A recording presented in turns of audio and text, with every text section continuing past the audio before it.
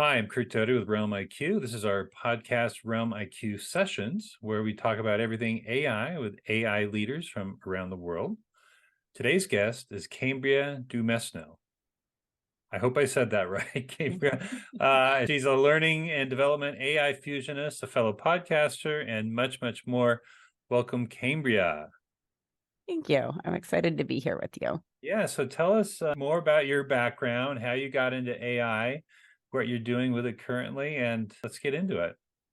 Sure. So, my background really is in learning and development, mostly along the lines of knowledge management. I was a knowledge management administrator for many years and worked on documenting processes, getting that knowledge from subject matter experts, and really sharing that throughout the organization to who needed to hear that information and get that. And then e-learning development. And I also work with different clients too on planning learning curriculum. So I've been in learning and development probably almost 10 years now. And I just started with AI at the beginning of this year. So right around the time ChatGPT came out. And so it was really a learning experience for me. And I've been experimenting, putting that to use, and working with different organizations and their teams. My main focus right now is on the learning experience. So we hear a lot about how it can help with workflows and generating content, but what I'm really interested in is how it can help our learners on the learning journey and give them better learning experiences. That's great. I think re-education, upskilling, helping people in the workplace, whether you're in an educational institution or at work in the corporate world, I think it's really important that we focus on education because I believe it's going to transform the learning experience as it should and challenge the status quo on how we have traditionally learned. So, is your background in education or is it more knowledge management like you talked about? Yeah, my background's really in workplace learning and development and making sure that employees have first the knowledge that they need to be able to do the job if they're just coming on board or if we have a process that's changing, getting them ready to do that. And then in the realm of performance support and being able to get them that in the flow of their work. So we can't remember everything that we're supposed to know on the job, and we shouldn't have to either. So that's where we have things like job aids that can come in. And what's really great about AI is it's no longer just going to be a static document that you're looking at. You can engage with it, ask questions, give it context, and it gives a lot more opportunity to get better responses. And then you can take that as a recommendation, apply your expertise to the situation, and then learn from that too as you continue to evolve through the process. Yeah, so does this all fall under HR? For some, I think every organization's a little bit different. Some do put it in the HR categories, other have learning and development separately.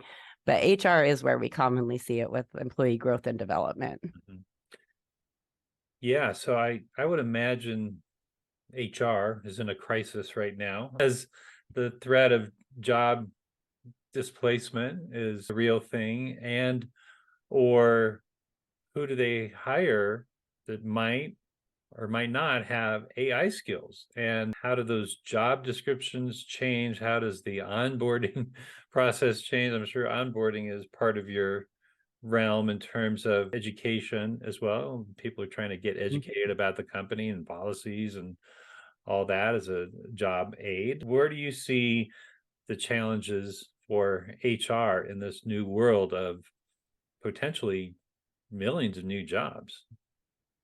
Yeah, I think the recruitment and hiring aspects a little beyond my realm of expertise, but we do have a lot of similar challenges with learning and development when it comes to preparing employees to use AI. So if we have these new jobs that are going to be requiring AI skills, we really only have two options. Either you hire for that talent or you train your own talent. And I think what it looks like is going to be different for every organization, but you have to have some type of strategy. You know what skills it is that your organization is going to need, and then be able to identify the right tactics to get that talent that you're going to need. So a lot of times in organizations, it can start with AI literacy, but you have to develop it beyond that if you're going to need to have developer type positions and ones that are really into the technical side of AI. Mhm, mhm. So are you optimistic with all this change? Because you're in the middle of it. You're in the helping people with that transition. What's with your finger on the pulse? What is the mood of people that you're working with, both higher up and lower down, as you interact and connect all of them? Yeah, I think it's really a mix because there is so much uncertainty. I think there's a lot of fear about what's going to happen to my job. Is it going to be automated or outsourced to AI? If it's not, and it's just going to be augmented, how is my role going to change?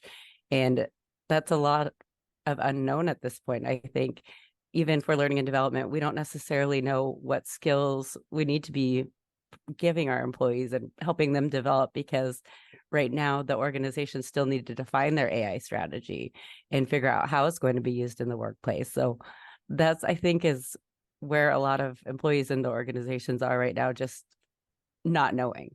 So that can create some barriers there. And then once you do know, figuring out how you're going to prepare yourself for those roles, and in learning and development, how we're going to get employees ready to be able to take on those new roles and different responsibilities that come with it. I think AI literacy is something that organizations are not doing a lot of right now. There's a little bit here or there. They might have a workshop on using Chat GPT, and that's really not enough to go forward. I think we need to be a lot more proactive about how we're preparing employees and the change management aspect of it too, and helping them understand what their role might look like with AI and why. I think is going to be important to getting buy into a lot of these processes. Yeah, what you're talking about is AI operation, which Mhm. organizations don't have. They're anecdotally dabbling, right? Like you said, a workshop here and there.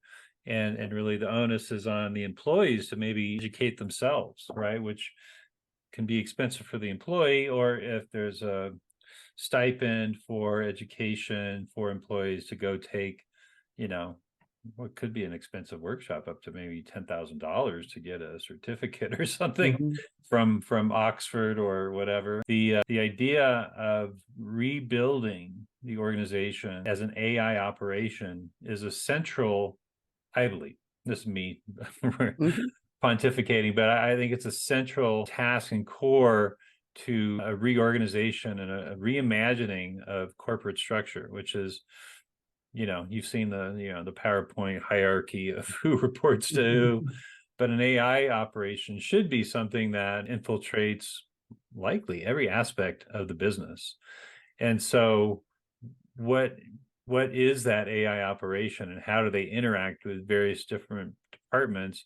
And to me, it's less of a chief prompt engineer, which you've seen that as a Mhm. job description. It may be a job, I don't know, but I don't think that's really the solution. I think it's an AI operation, which can be many things, because a human-centered AI operation should be focused on the ethics, liabilities, the legal aspects of integrating this technology into the workplace, how to protect the company's IP, cybersecurity, all those things that people aren't thinking about, certainly in generative AI, where it's like, hey, cool, I'm making images, or I'm writing articles, I'm helping, my work is being supported with these tools, but there's a larger concern and should be a concerted effort around reimagining the organization. So you, as a question to you, as an advocate, because I feel you're an advocate with an AI Mhm. advocate within your organization, which I think every organization needs. How are you? I mean, you're working within your own program and what you're responsible for in integrating AI, but you as an advocate, are you able to expand your influence and reach into other departments with the use of AI and using what you're currently doing as a role model for success? Yeah, so I think before I answer that, it might be helpful to clarify a bit. So my role in my main job. I work with labor and industries, and I'm a management analyst. So I don't get into AI as much as I do outside of work. So outside of work, I have the AI Innovation Lounge, and I do a lot of learning and development work with different organizations where Okay. they usually have a situation where either they want to help train their employees on getting AI literate or finding different use cases. Sometimes I'll help walk them through finding those use cases in learning and development. So within that role, I don't have a lot of reach to other programs in different areas to be that advocate. But I do think we need some type of role for that in organizations. For us in learning and development, it's not necessarily our place to take on that role, but I think we do need to be a part of the broader conversation. And what I've seen different organizations do, some are having a work group that they put together or a different thought group. And the problem with those is they can take a lot of time. You could spend 6 months just getting one up and running, and by that point, you're falling even further behind. Right. So I think having a smaller group, at least that takes immediate action, and at the very minimum, getting some type of policy in place for your organization so employees know, am I allowed to use these tools? Because a lot of employees, they haven't heard one way or another if it's even allowed. So if you're going to guess, I guess you could ask for permission later and just do it. I don't know, but that's not necessarily what we want. Yeah, I put the entire business plan for next year into ChatGPT. Is that all right? Yeah. It's like, what? Right. Our Q4 earnings, I wanted it to do a table for me. Is that all right to put in there? Yeah, you bring up a good point. And what you're talking about is the formation of quote unquote AI councils, right? Which might not be effective, but I think that the most important thing to do is, as an advocate within your organization, is to create a pilot project, something that you're doing already, okay, that may have 10 steps to it. Whatever, it could be marketing, it could be social, it could be a learning program, it could be content creation, whatever it is, and document those 10 steps if it is that, and pick 3 steps that you feel could be enhanced or be able to utilize these AI tools within that 10-step process. And then put a pilot project through that process, and then present those learnings, present those efficiencies, good and bad, whatever, but start with a pilot project. I call it play with purpose. It's one thing to just play, but you need to have a specific outcome and the goals that get you to that outcome, figure out how to use AI in that process, and then you will have an AI outcome, which will be a case study, not just, hey, let's have the AI council meeting this week. What are we going to talk about? Well, those councils can talk a lot about everything that's going on, because it's just like, drinking from a fire hose in terms of news and new platforms and all that. But to really affect change within the organization, you need to have a project. You need to find a purpose to use AI and be able to demonstrate it as a thought leader within your organization or other organizations on how it works, and demystify all the misnomers that are happening. I'm going to get replaced by a robot. It's like, no, you're not. It's software. Okay. So the internet came, software came, word processing came. There used to be secretarial pools, and now everyone can type, and pretty soon it's just all going to be voice activated, so you don't need to learn how to type. So these are common things that happen with technology. And what are your thoughts about that whole process of playing with purpose and finding a pilot project? Is that something that you've been able to implement or teach organizations that you talk to? Yeah, and I think what you laid out is a really good way, I think, for us, just as individuals in our organization, to really be able to stand out as leaders in the AI space. So if your organization, maybe they have a policy saying you can use AI, but nothing's really been done to teach employees or do anything with it, it's still kind of in progress. This is really your opportunity for you or your team, if you're leading a team, to be able to take that on. And like you said, lay out those steps, find where AI is going to be most effective to try it out, even if it's just starting with something as simple as ChatGPT to help you with parts of those processes. And then you can document that, you set measurements so that you can show what the results are going to be. And I love that you mentioned to use it as a case study, because I think being able to bring these forward as examples of how it's already making improvements in an organization or things that your group's doing, that's going to help get buy-in, I think, at different levels of the organization to see that, okay, maybe this isn't just an abstract thing that we might want to do someday. This can have meaningful improvements for us. And I think we have a lot of opportunity in the States just because there's not a lot of individuals that are working in AI yet or putting forward these type of projects to really stand out and help prepare yourself for what your role might be in the organization in the future. Yeah, I believe there's a lot of people using it and they're not talking about it because of the apprehension of should they be using it within the organization. But I believe there's a lot of people using it.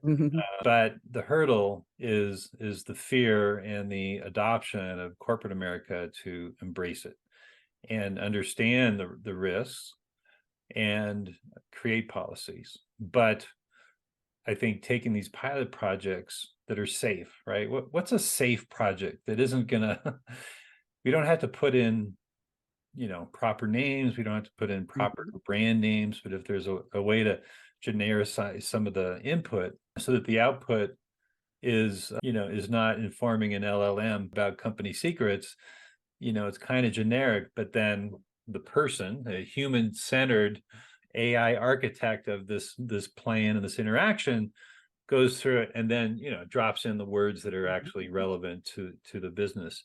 But essentially, ChatGPT, for example, basically wrote and organized this whole prompt and made it into something that is then presentable after it's been further edited by a human being.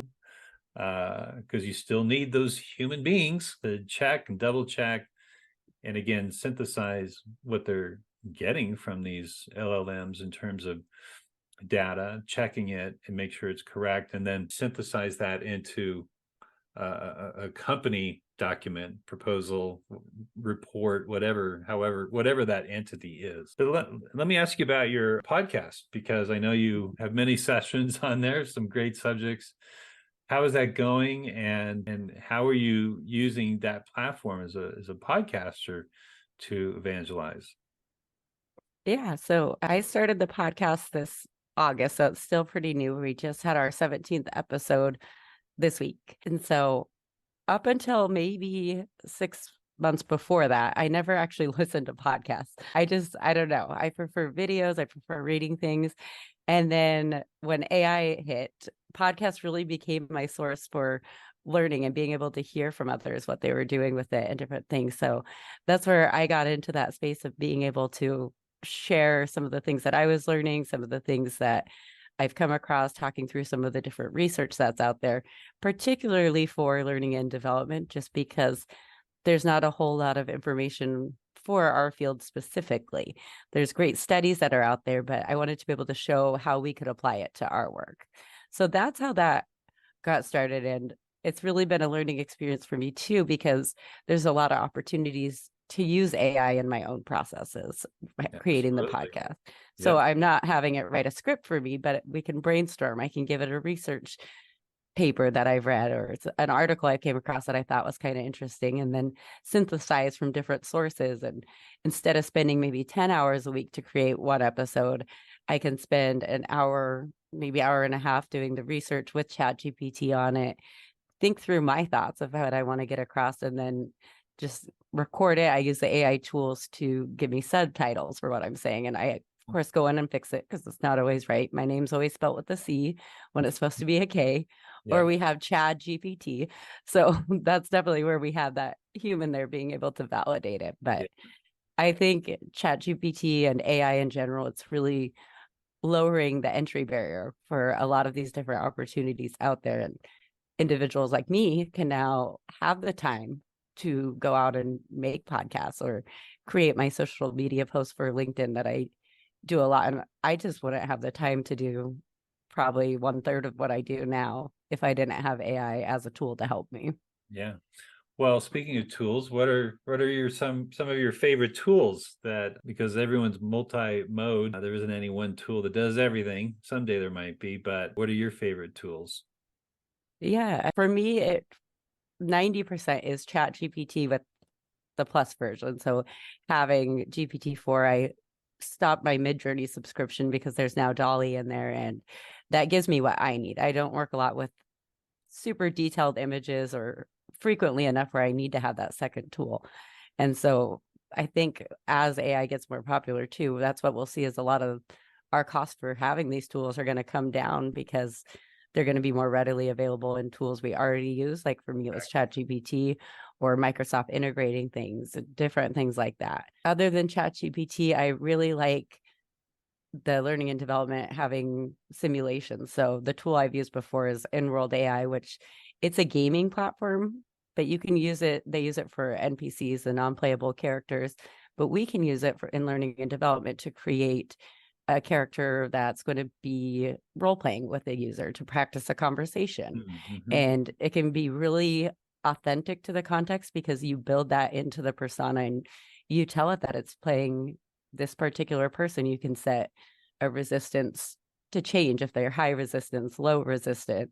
You can set how surprised they're going to be, all these different factors. And it just really helps prepare individuals for a ton of different situations because it's not just one you're going to make. You can create 6 different personas and they're going to have 6 different opportunities to practice having conversations and really get a feel for what it's like in the real world and the different dynamics that you might encounter with that.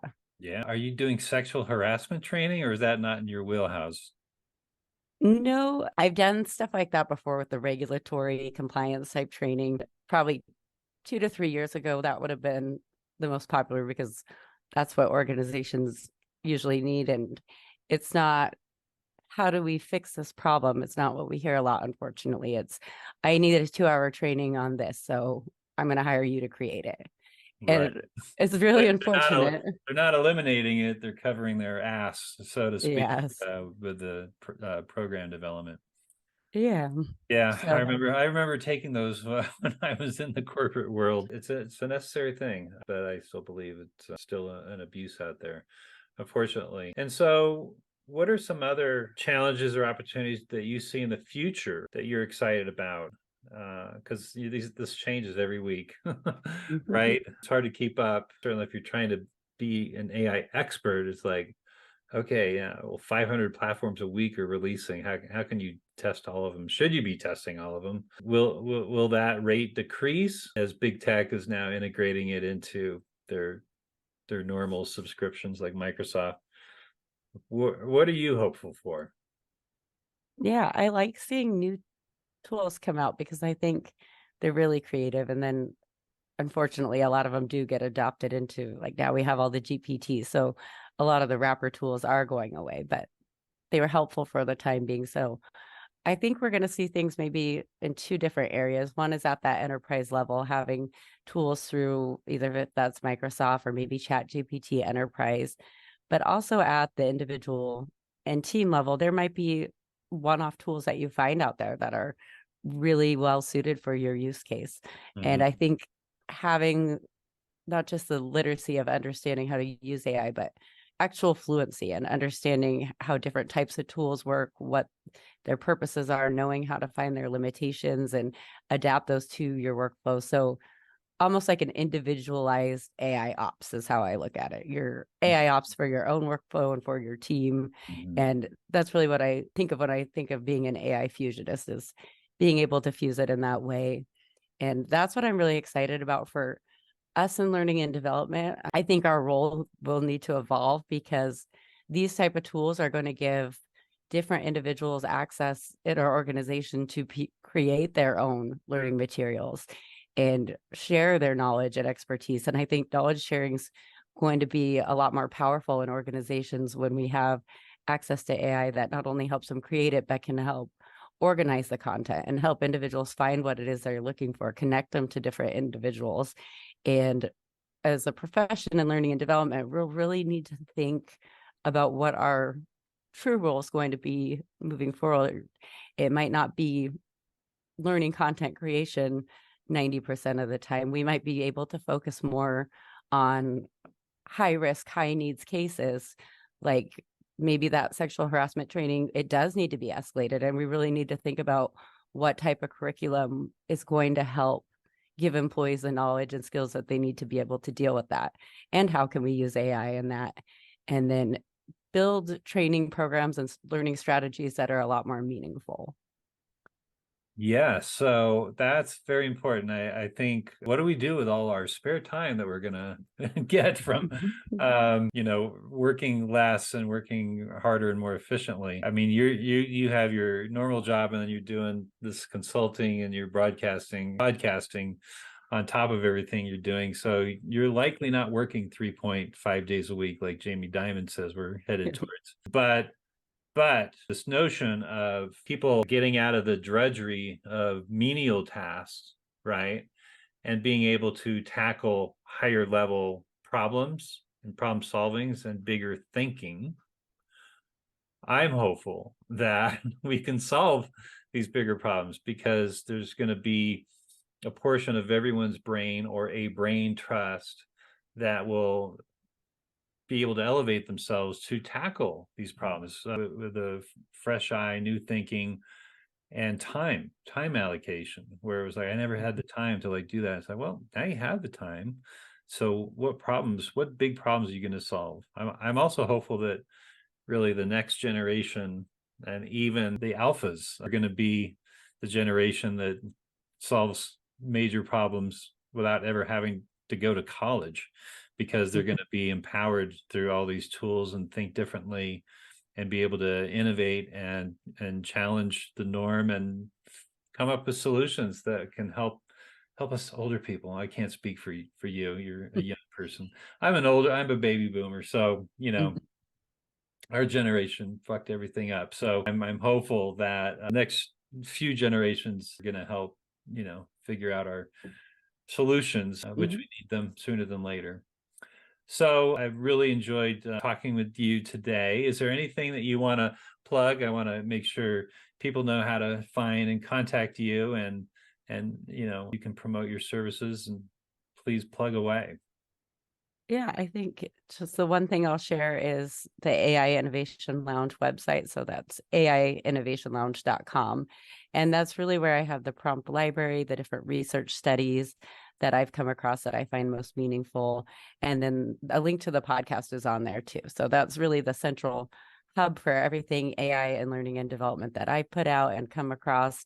And I think it could be a really good resource for you too, if that's what you're looking for. Okay. I'm always looking for resources. So yeah.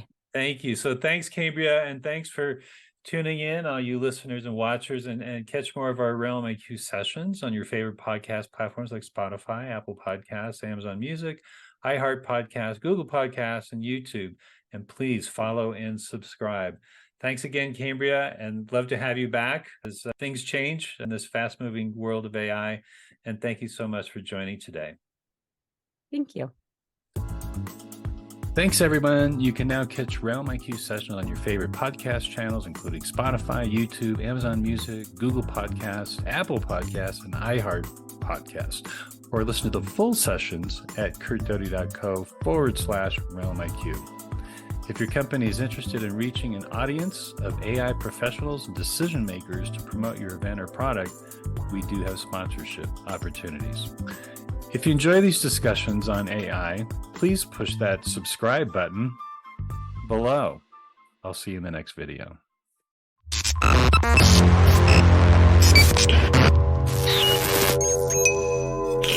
RealmIQ. Book your corporate AI workshop today. Subscribe to our Media Slam newsletter and learn more about the intersection of design, content, and technology. CurtDoty.co. Branding, marketing, and product development.